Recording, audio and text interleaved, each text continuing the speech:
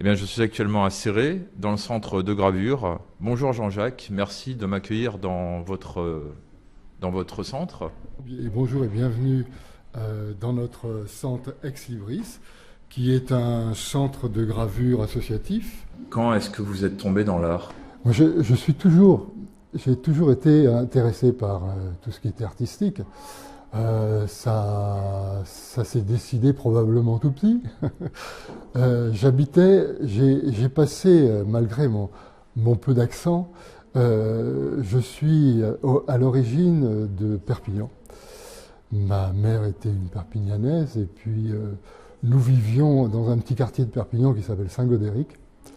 Et à 100 mètres de la maison, il y avait le centre Saint-Vicence, qui est un centre de poterie, de poterie et de céramique, où était donc venu à l'origine Jean Lurçat.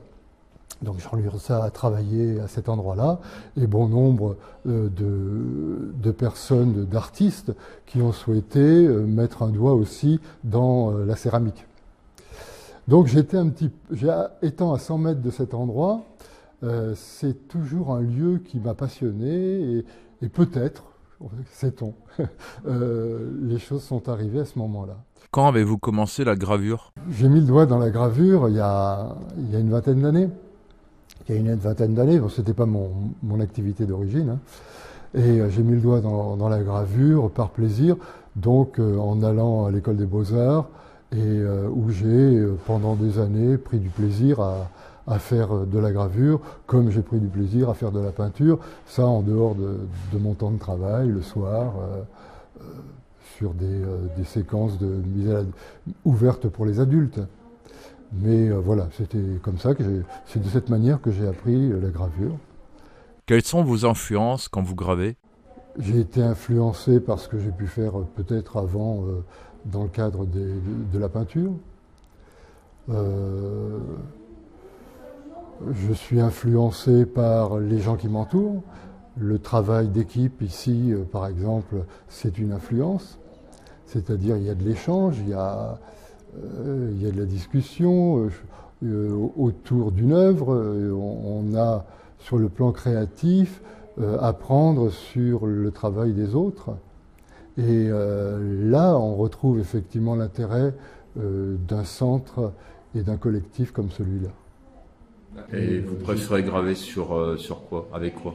Comme vous m'avez montré hier, le zinc, le cuivre, le métal. Bon, la gravure, moi je veux dire l'estampe. Ici, par exemple, on va plutôt parler d'estampe.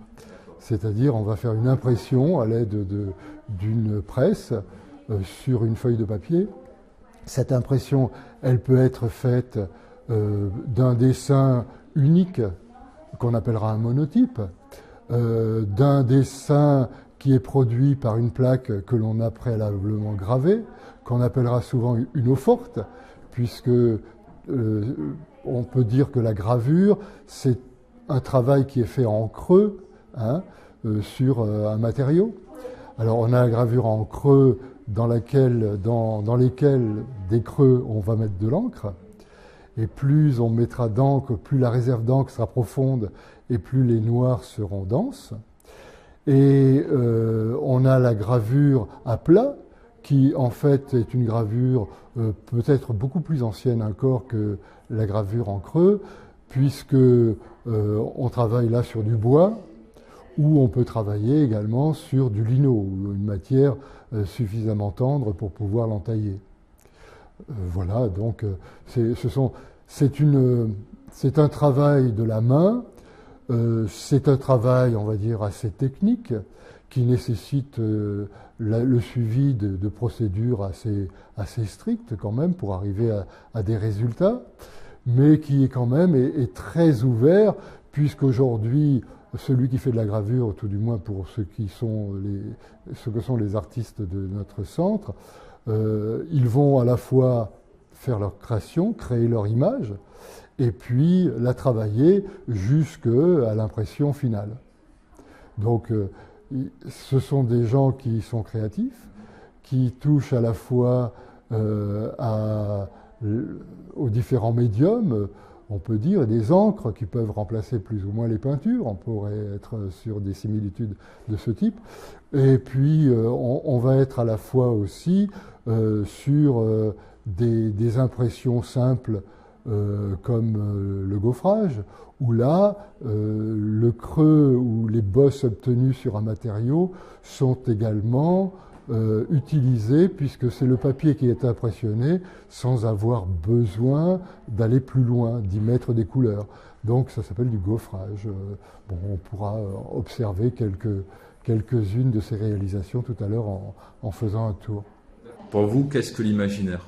C'est probablement lié à tout ce qu'on a pu voir, créer soi-même, créer au sens de la mise,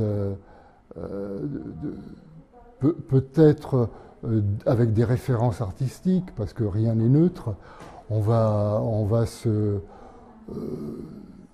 focaliser sur tel ou tel artiste pendant des années, parce que il y a de l'émotion. L'imaginaire provient certainement d'une part d'émotion, hein, qu'on a introduit dans notre banque à images personnelle et qui rejaillit un jour en mettant en scène soi-même des formes, des couleurs. C'est tout ça l'imaginaire. Je ne sais pas si l'imaginaire comme ça s'associe à une culture précédente que chacun possède. Donc ensuite, ça peut être de la composition, de la création pure. Probablement qu'on est toujours lié à ce qu'on a pu voir et à ce qu'on a pu précédemment faire. C'est notre histoire, l'imaginaire. Et pour vous, l'imaginaire, qu'est-ce que cela vous apporte dans la vie de tous les jours? Le plaisir d'avoir l'impression de rêver un peu, d'avoir l'impression